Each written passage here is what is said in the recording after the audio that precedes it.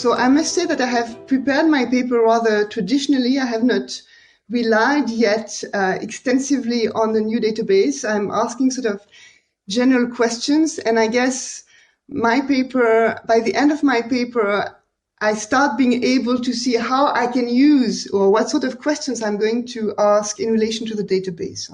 So this is very much the paper about the sort of reader and scholar I am.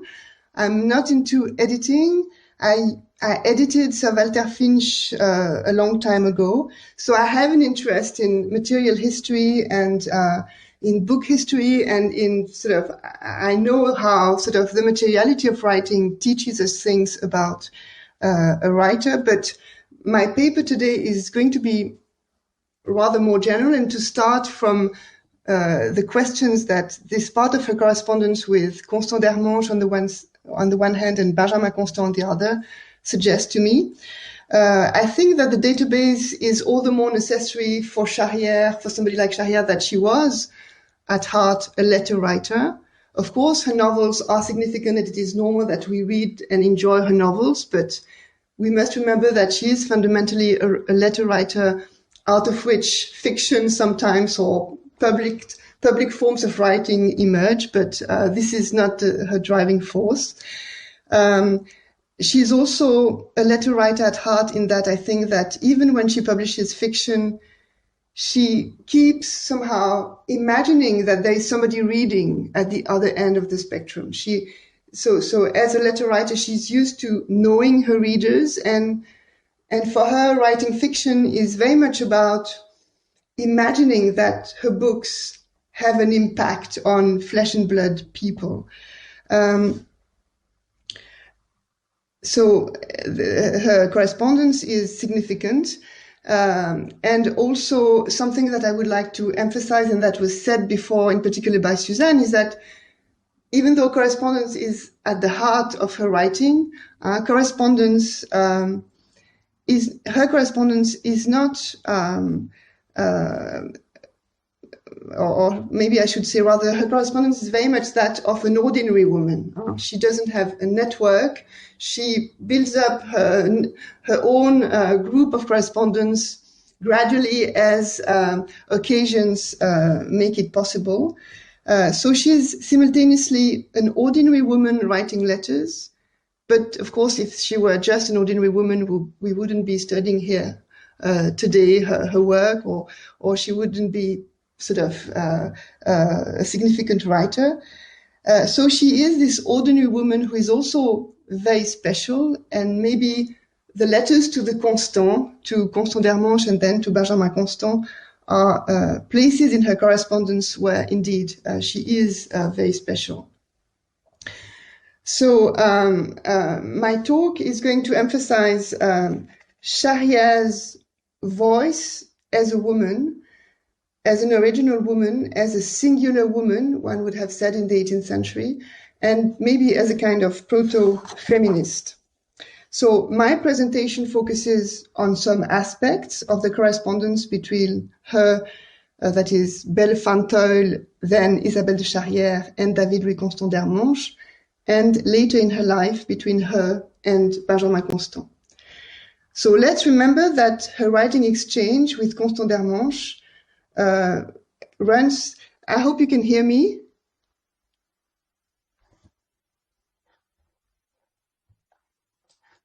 Can everybody hear me?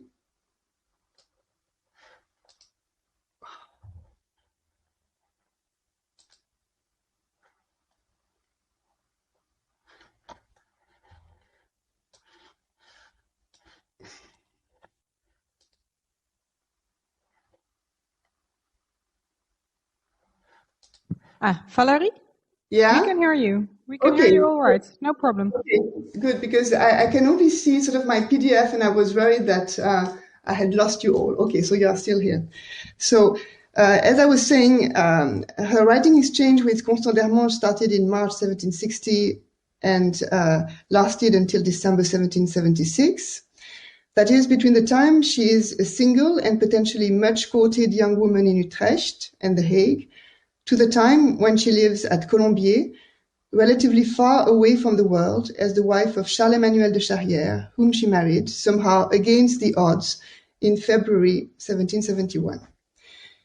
In this first exchange with the Constant, therefore, she is objectively the junior and inexperienced partner, all the more inexperienced than she is a woman at home, while Constant d'Hermanche is a man of the world, a man of letters, a military officer moving from the Netherlands to France, with even a significant participation in the events of the Corsican War in 1769, as a senior officer at the service of the French king against Pauli's supporters who were admired by Boswell and probably also by Belle herself.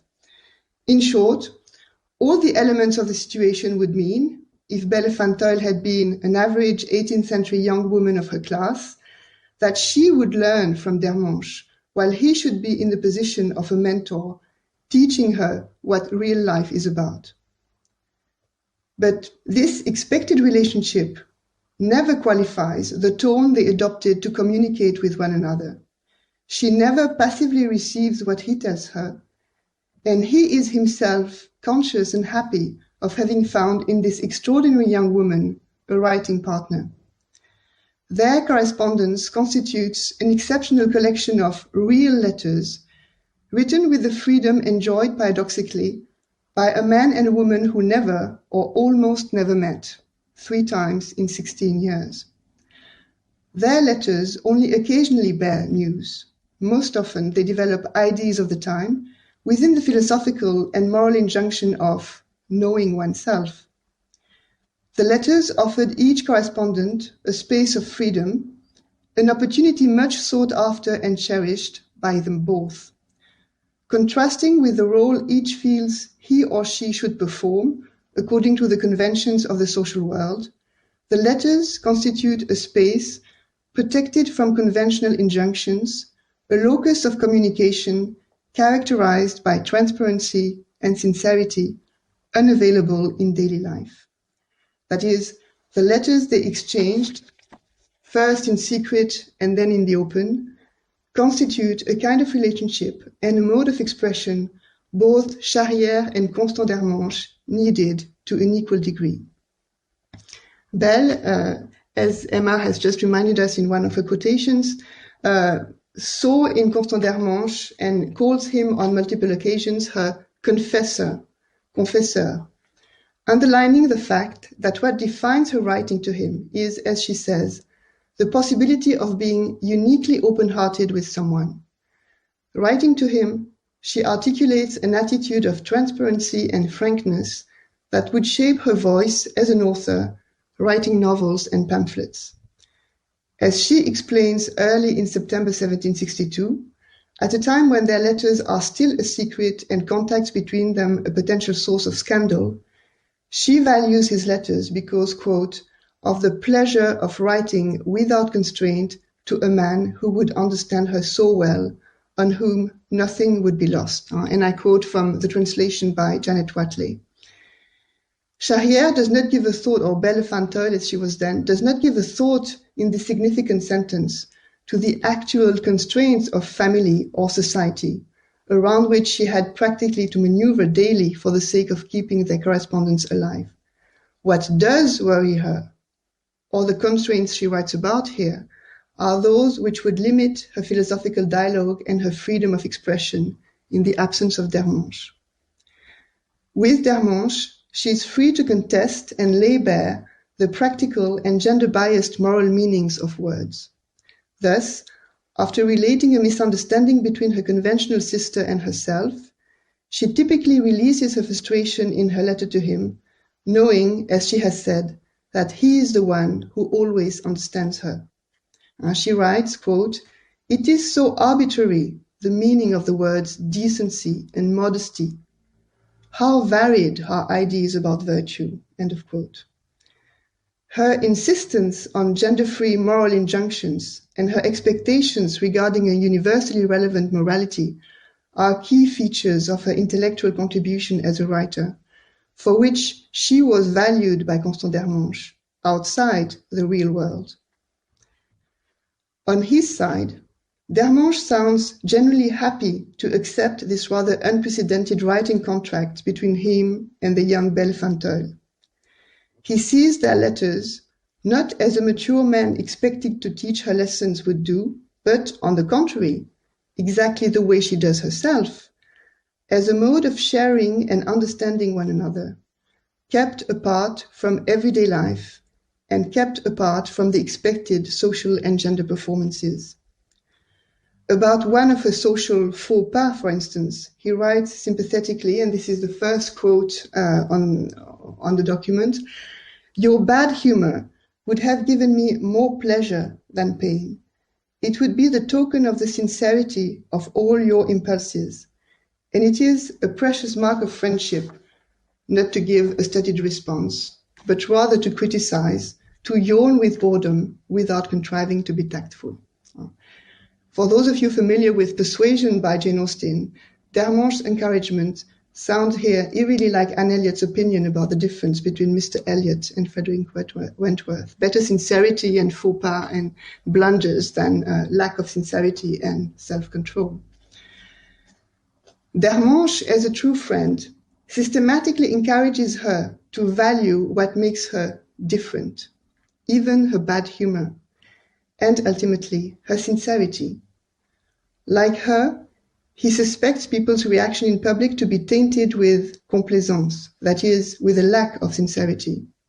When in the same letter he expresses his fear that he might lose her confidence and consequently future letters coming from her, his words reveal, without irony, the feeling of frustration he experiences himself as a man. And this is the second quote.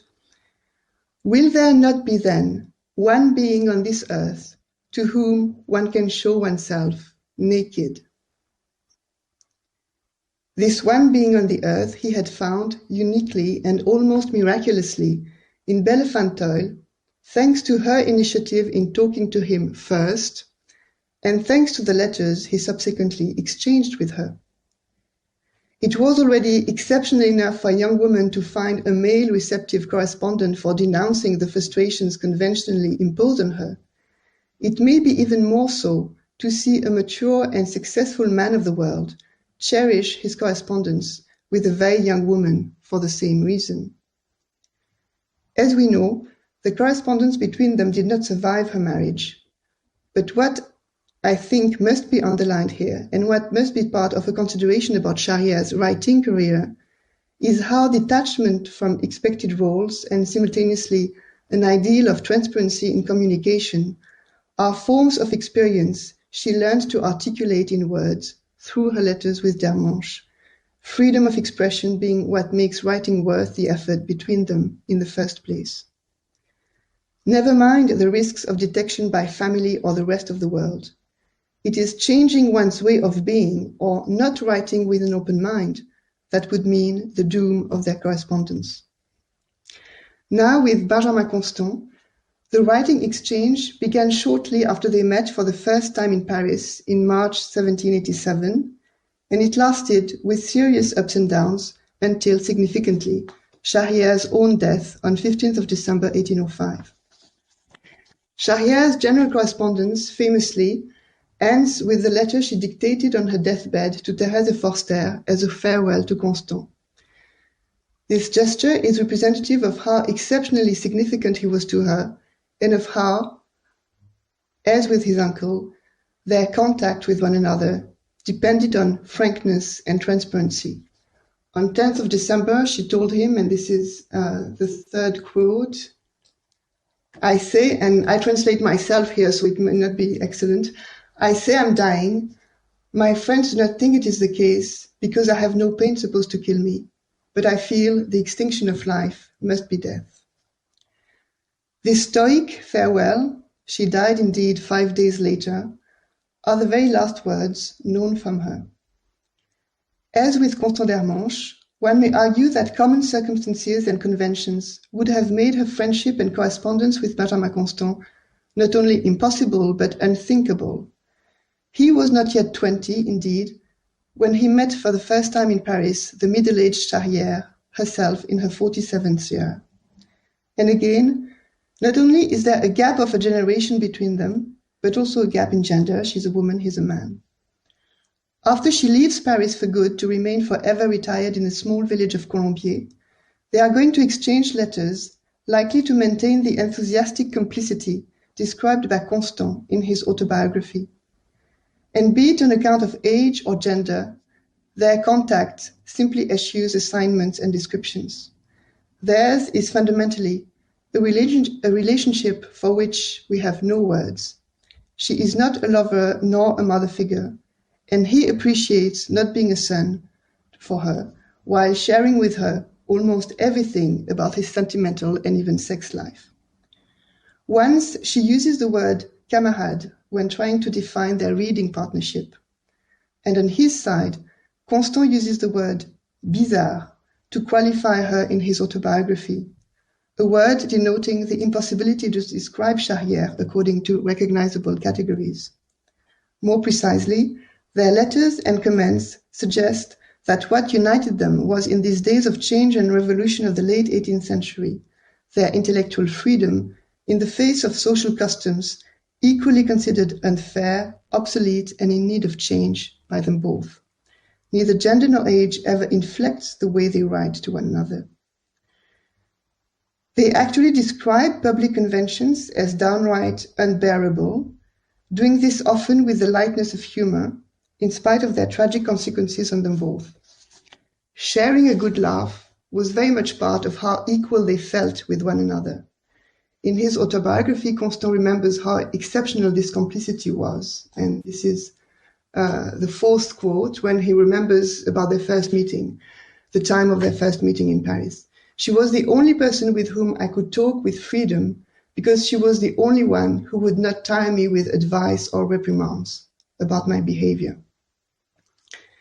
Even though Constant, as the author of his autobiography, may sound occasionally unfair and even severe with Charrière's influence, claiming that without her conversation his conduct as a young man would have been beaucoup moins folle, my focus here is on their letters, that is, on the space of freedom again, which their correspondence enabled them to create and maintain within a social world where they felt they were both of them misfits. In his diary, Constant sounds more charitable towards Charrière, giving himself the blame. On receiving the letter from Thérèse de Forster at the end of December informing him of his friend's death, he wrote, and this is the fifth quote, "Death of Madame de Charrière de Tulle. I lose with her yet another friend who loved me with tenderness, an asylum, if I needed one, a heart hurt by me, which nevertheless never broke from me." Constantly probably refers here to the breach he caused when, at the end of 1794, he embraced Madame de Staël's ideas and fell in love with her. Her ideas, Staël's ideas, were equally progressive as Charrière's when it came to defending individual freedom against the prejudice of feudal traditions. But Staël was more elitist and less concerned with social differences, or even somewhat blind about those forms of practical difference between humans, social, gender, cultural, material, which Charrière thought must be part of progressive thinking and political reforms. Charrière had thought she and Constant shared the same concerns, and, as we know, she felt deeply hurt, sentimentally and philosophically, when he followed Germaine de Staël to Paris at the beginning of 1795. For a while, she and Constant altogether stopped writing to one another. Constant's repeated attempts to repair the breach is representative of the strength of their mutual attachment, for which the language only has one word, noun or verb, love, aimer. 6 months after they had ceased writing, Constant tried a first attempt, and I have listed some of those openings attempted by Constant. Adieu, he writes in January 1796, "I hope for a letter from you and I love you." Or in March of the same year, "I daren't tell you about anything because you have forbidden every topic, but you cannot prevent me from telling you I love you." Or in March, he tries at greater length, You don't want to believe that I shall always love you, that I may have been guilty of serious wrongdoings in my manners, because my character is rough and unreliable, but that my heart is unvaried. I feel bound to you by every memory, by every regret, and I say it against your wish, by much hope. Adieu, you who have illuminated 8 years of my life. You whom I can't imagine, despite this sad experience now, not telling the truth or dissimulating you. You whom I know how to understand better than anyone else is ever likely to understand you. Adieu. See you to God. The feeling expressed here by Constant is not the kind of love found in the novels and poems of the time. Even today, one may argue, it remains difficult to find the adequate words to describe their relationship. On 26th of January 1796, Charrière had given a first answer or retort to Constant's attempted openings.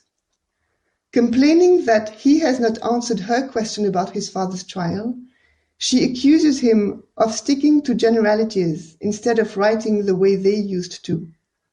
Her answer is significant not so much of her capacity to be angry and say it, although it is interesting, but more to the point, this letter is revealing of what makes her correspondence with Constant ultimately worthwhile. And here is again my translation, and you have the French text. I'll show the French text later. Why should we write? We only write in a rush without understanding one another anymore, without even desiring to understand the other.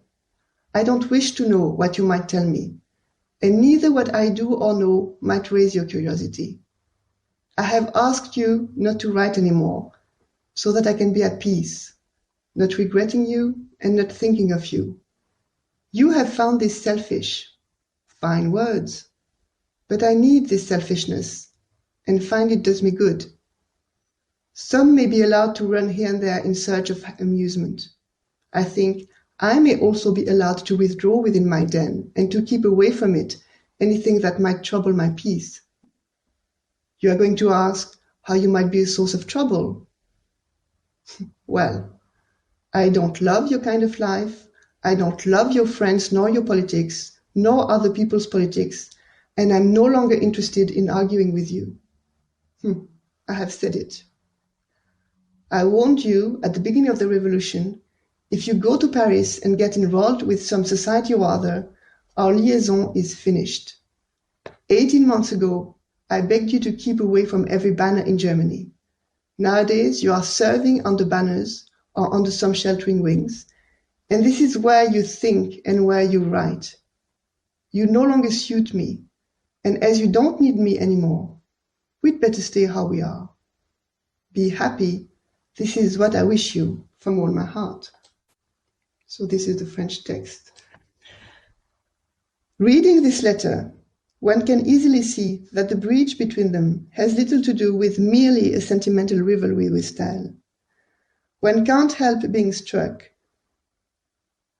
with the assertiveness in Charrière's voice as a woman. Their correspondence, Charrière argues, depends on a mutual and personally engaged exchange. If it is not so, their letters lose their raison d'être. Charrière also sounds incredibly modern in saying, I want this. This is what does me good. Being a woman never prevented her from defining her thoughts and desire outside gender expectations. On the contrary, writing letters actually made her overcome assignments and conventional expectations. I need this selfishness is a thoroughly interesting statement and a moving one from the point of view of feminist history. Charrière is particularly explicit also about the conditions of their relationship. I told you at the beginning of the revolution, etc. That is, absolute freedom from all groups and parties, be it in France and Germany. Better be anonymous and free rather than public and under some influence or under some source of authority. This is what she expected from Constant, or Constantinus, as she called him, and what she thinks he has forfeited. One must think and write out of the box, she tells him. If he behaves differently, then he becomes ordinary, and writing to him stops being interesting. Her final farewell, however, suggests that the intensity of her feeling for him cannot be simply measured by the quantity of letters they exchanged. The breach meant they never wrote in the same way anymore, but her final letter and his reaction to it suggest they could never become indifferent to one another, the way she reasonably claimed it would happen in January 1796. I think I have some more minutes, so I will conclude my paper. I was wondering whether it was too long. No, it's okay. As she explained, when maybe sending him a copy of the definitive edition of Trois Femmes in 1799, she wrote this novel in part to assess her own political and literary options against those defended by Germaine, whom she refers to as Zulma, one of the heroic characters she created. That is, Charrière explains in a letter that echoes the one quoted by Emma to Huber about her interest in ordinary characters. Charrière explains she wrote Trois Femmes in part to remind Constant of how they shared philosophical and political questions, and of how she thought it important that literature should depart from heroism and focus instead on ordinary people. Constant would deserve a complimentary copy because, she writes, you might be indirectly entitled to it. You had made me rather sad. I decided to console myself and to have fun. I also decided to replace the heroic Zulma with people as they can be seen and a most simple style in writing. This offer of a copy of her novel suggests how the intellectual and personal partnership between Charrière and Constant never ceased to exist. Their relationship was certainly deeply perturbed after the early months of 1795, but the intensity of their mutual attachment and nostalgia for their uniquely free and open communication remained. As an echo of the feelings implicitly contained in Charrière's farewell message, Constant added in his diary, at the end of the entry where he had recorded Charrière's death, quote, I feel deeply sad about Madame de Charrière's death. Je suis profondément triste de la mort de Madame de Charrière. His conciseness and intensity speak for the lost opportunities, for all the unwritten letters they were not able to produce after 1795.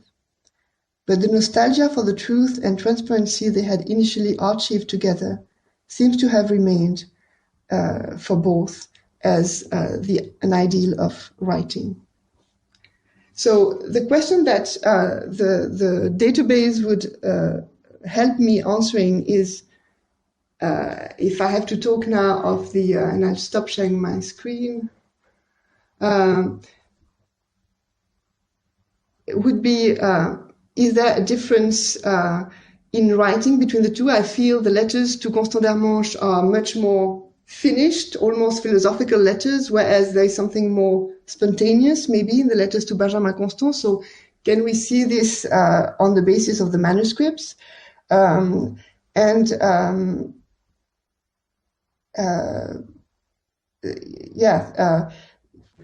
This would be my main question. Can we notice on the basis of the manuscripts whether there is something pertaining to, or how should I put it, something which is like, indeed, professional letters, so to speak, in the correspondence with Constant d'Armange. There is this odd quality to these letters who are real and not real at the same time, whereas the correspondence with Benjamin sounds much more like nourished by their personal contacts because they met more on a greater number of occasions. They knew each other better on a personal basis, and there's something I would argue, more spontaneous in the correspondence with Benjamin. So this would be my question when consulting the database.